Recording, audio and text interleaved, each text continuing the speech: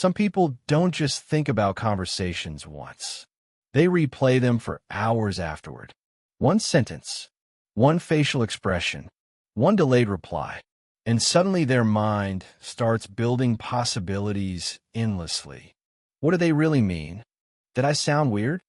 Did I say too much? What if they secretly felt uncomfortable? Most people never see this happening because overthinkers usually look calm externally. But internally, their mind rarely stops moving. And if you've always been someone who thinks too much, you probably know something exhausting already. Your mind doesn't rest the way other people's minds seem to, even during quiet moments, especially during quiet moments, because silence gives your thoughts room to grow louder. And eventually, thinking stops feeling helpful. It starts feeling like survival. That's the part most people misunderstand. Overthinking is not just thinking a lot. It's emotional protection disguised as analysis. Think about it carefully. Why does someone mentally rehearse conversations repeatedly? Why do they prepare for outcomes constantly? Why do they analyze tiny emotional shifts obsessively? Usually, because at some point in life, unpredictability hurt them deeply.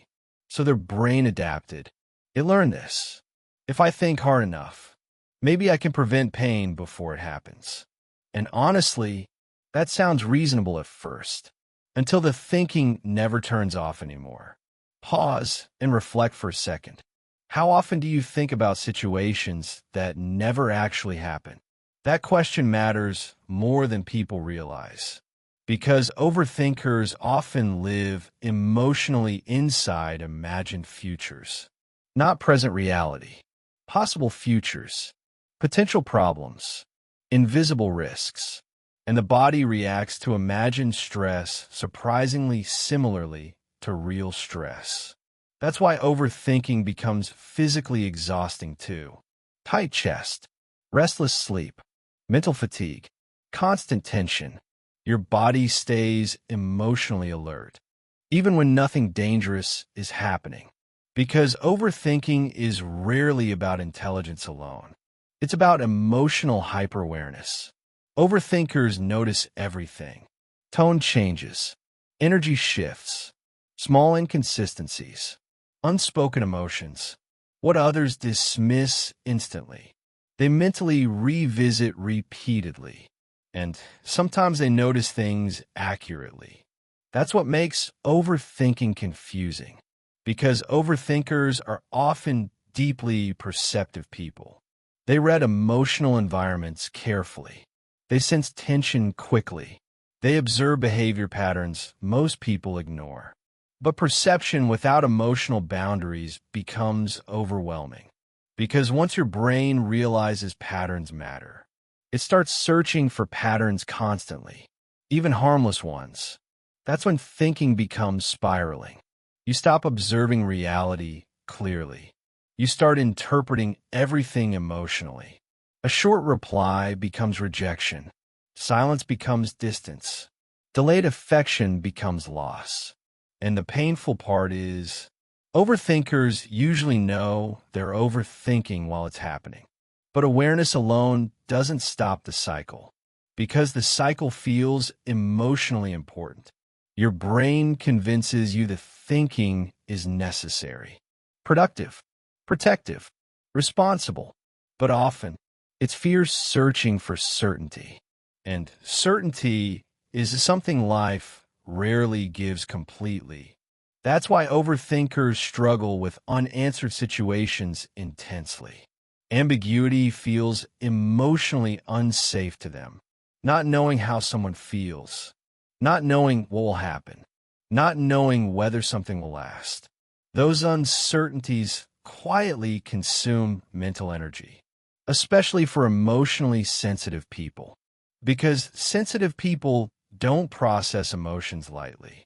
They absorb emotional experiences deeply. One uncomfortable interaction can replay internally for days. Not because they're dramatic, because their nervous system stays emotionally engaged longer. And childhood experiences often shape this more than people realize. People who grew up around unpredictable emotions often become emotionally hypervigilant adults. If love felt inconsistent, you learn to monitor emotional changes carefully. If criticism appeared suddenly, you learn to overanalyze behavior constantly. If conflict felt emotionally unsafe, you learn to mentally prepare for problems before they arrived. And eventually, your brain stopped distinguishing caution from survival. That changes relationships deeply, because overthinkers don't just feel relationships emotionally. They analyze them constantly. Are they losing interest? Did I upset them? Why did their energy change today? And the exhausting part is, sometimes they never ask those questions out loud. They carry entire emotional conversations internally instead. Pause for a moment. How many times have you assumed something was wrong without ever confirming it directly? Overthinkers often answer emotional uncertainty privately. That creates silent misunderstandings because the other person continues living normally, while the overthinker is mentally processing 20 possible explanations. And eventually, mental exhaustion changes behavior. Some overthinkers become emotionally distant. Others become overly reassuring. Others withdraw completely. Not because they don't care, because caring feels mentally overwhelming sometimes. That's another thing people rarely understand. Overthinkers usually care deeply. Too deeply sometimes. They think carefully because emotions matter intensely to them. They replay situations because relationships feel important. They analyze because losing connection feels painful. But eventually, constant mental processing starts damaging the peace they're trying to protect. That's the irony. The mind tries protecting the heart while exhausting it at the same time. And social media made this pattern significantly worse. Now, people can analyze everything endlessly. Seen messages, online activity, delayed responses, change behavior patterns. Technology gave overthinkers unlimited emotional evidence to investigate. And the mind never stops searching once uncertainty appears, especially late at night. Overthinking becomes loudest in silence. When distractions disappear, your unresolved emotions suddenly become impossible to ignore. That's why many overthinkers struggle sleeping peacefully. Their body is tired. Their mind isn't. And sometimes, overthinking has nothing to do with the current moment at all. Sometimes it's accumulated emotional memory, past embarrassment, past betrayal, past rejection, past disappointment, experiences the nervous system never fully relaxed from. So now the brain constantly scans ahead, trying to avoid repeating pain. And honestly, some overthinkers become incredibly emotionally intelligent because of this. They understand people deeply. They notice emotional patterns quickly. They become thoughtful communicators, empathetic listeners, careful decision makers. But there's a dangerous line between awareness and self-destruction, because eventually, too much self-awareness becomes paralysis. You stop acting naturally. You monitor yourself constantly. Your words, your reactions, your tone, your emotions, and life starts feeling less lived and more mentally managed. That's exhausting, especially when nobody else realizes it's happening internally. From the outside, overthinkers often appear calm, intelligent, and composed. But internally, their mind rarely feels quiet, even during happy moments. That's another painful part. Overthinking interrupts presence. You could be enjoying something while simultaneously analyzing it. You can love someone while fearing losing them constantly. You can achieve something meaningful while mentally minimizing it immediately afterward. Because overthinking struggles to let moments exist peacefully. It searches for hidden problems automatically, even inside good experiences. Pause and reflect again. When was the last time your mind fully rested? Not distracted, not numbed, actually rested. For many overthinkers, that question feels strangely emotional because their mind has been in survival mode for years quietly. And eventually, some people become addicted to thinking itself. Silence feels uncomfortable. Stillness feels unfamiliar. If the mind stops scanning, they feel emotionally unprepared somehow. So they keep mentally moving constantly, even when exhausted, even when hurting, even when they desperately want peace. And here's the deeper truth many overthinkers eventually realize. The problem is not that they think deeply. Depth is not weakness. Awareness is not weakness. Sensitivity is not weakness. The problem is believing every thought deserves trust. Not every fear is intuition. Not every discomfort is danger. Not every silence means rejection. And emotionally healing often begins there.